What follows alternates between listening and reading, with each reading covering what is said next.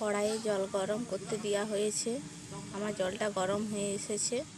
মুসুরের ডাল ভালো করে পরিষ্কার করে ধুয়ে নিয়েছি। মুসুরের ডাল এরপরে ওই গরম জলেতে মুসুরের ডাল দিয়ে দিচ্ছি। সব ডালগুলো জলের মধ্যে সিদ্ধ করতে দিয়ে দিয়েছি। ডালটা সিদ্ধ হচ্ছে। ডালটা অনেকটাই সেদ্ধ হয়ে এসেছে।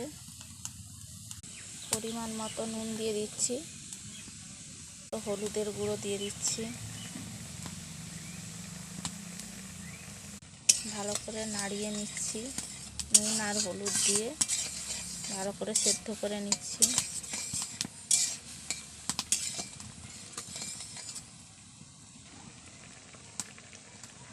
ডালটা প্রায় সিদ্ধ হয়ে এসেছে।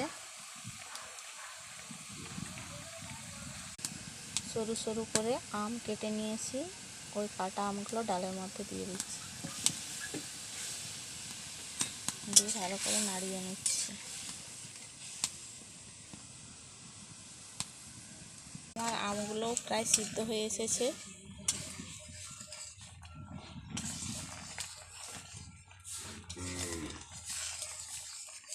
এরপর নামিয়ে নেব।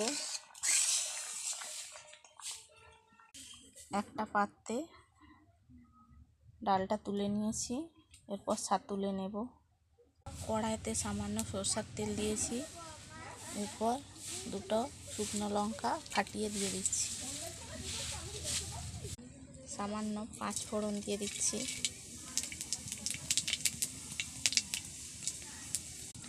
এরপর তুলে রাখা সেদ্ধ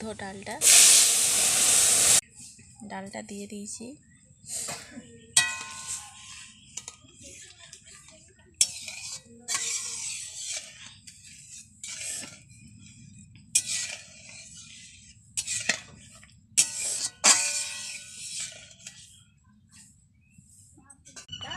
ডালটা আমার হয়ে গিয়েছে।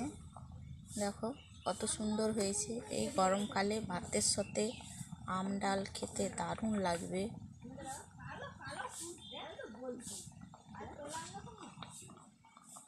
আমার ডালটা হয়ে গিয়েছে, দেখো কত সুন্দর হয়েছে।